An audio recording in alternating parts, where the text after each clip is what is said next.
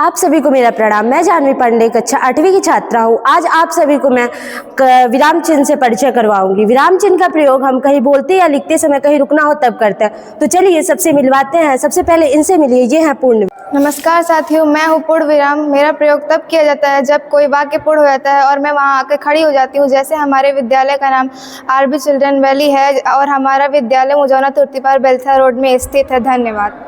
अब बारी है अगले चिन्ह की, तो चलिए मिलते हैं प्रश्नवाचक चिन्ह। मित्रों नमस्कार, मैं हूँ प्रश्नवाचक चिन्ह। कब, क्यों, कैसे इत्यादि बातें पूछी जाती हैं तब मैं वहाँ आती हूँ। जैसे क्या तुम आरबीसीवी विद्यालय में पढ़ते हो? तुम्हारा क्या नाम है? तुम कहाँ जा रहे हो? धन्यवाद। तो मित्रों अब हम बुलाना चाहेंगे अगले चिन्ह को। तो विस्मयादि बोधक से अब मिलते हैं। साथियों नमस्कार, मैं हूँ विस्मयादि बोधक चिन्ह। मैं हर्ष, घृणा, दुख, आश्चर्य इत्यादि वाक्यों को बोलते समय प्रकट होती हूँ। जैसे अरे वाह, अभिषेक सर ने तो कमाल कर दिया, सावधान मंजय सर आ रहे हैं। धन्यवाद।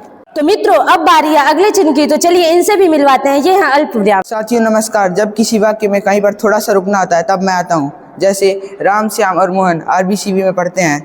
मेरे विद्यालय में सभी छात्रों के साथ मित्रवत व्यवहार होता है। धन्यवाद। अब हम दूसरे चिन्ह को बुलाना चाहेंगे, तो वो हैं अर्धविराम चिन्ह। साथियों नमस्कार, मैं हूँ अर्धविराम चिन्ह। जहाँ अल्प विराम से अधिक और पूर्ण विराम से कम देर रुकने के लिए जिन चिन्ह का प्रयोग किया जाता है उसे अर्धविराम कहते हैं। जैसे उसने ऐसा क्यों किया, यह कोई नहीं जानता। वह आज शाम कोई नहीं, वह कल भी नहीं आया था। धन्यवाद। साथियों अब चलिए आप लोगों को रूबरू कराते हैं हम निर्देशक चिन्ह से। साथियों नमस्कार। साथियों जब किसी कथन को स्पष्ट करना हो तो या कोई उदाहरण देना हो तो वहाँ मेरा प्रयोग होता है। जैसे संज्ञा 5 प्रकार के होते हैं: व्यक्तिवाचक, जातिवाचक, भाववाचक और द्रव्यवाचक या समूहवाचक।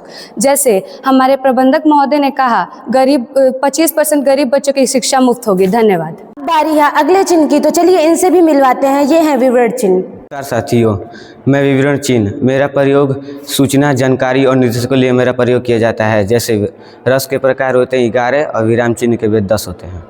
अब आप लोगों का परिचय हम करवाएंगे योजक चिन्ह से।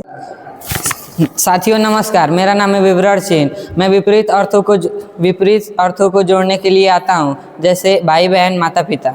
धन्यवाद। अब चलिए आप लोगों को मिलवाते हैं हम उद्धरण चिन्ह। नमस्कार साथियों, उद्धरण चिन्ह के 2 प्रकार होते हैं: एकहरा उद्धरण चिन्ह, दोहरा उद्धरण चिन्ह। जब किसी व्यक्ति के बात को जियो का तो कहना तो वहाँ हम दोहरा उद्धरण चिन्ह का प्रयोग करते हैं। जैसे हमारे मैनेजर सर ने कहा है इस बार 10वीं में 90% अंक से ऊपर लाने वाले बच्चों की 11वीं की फीस माफ रहेगी।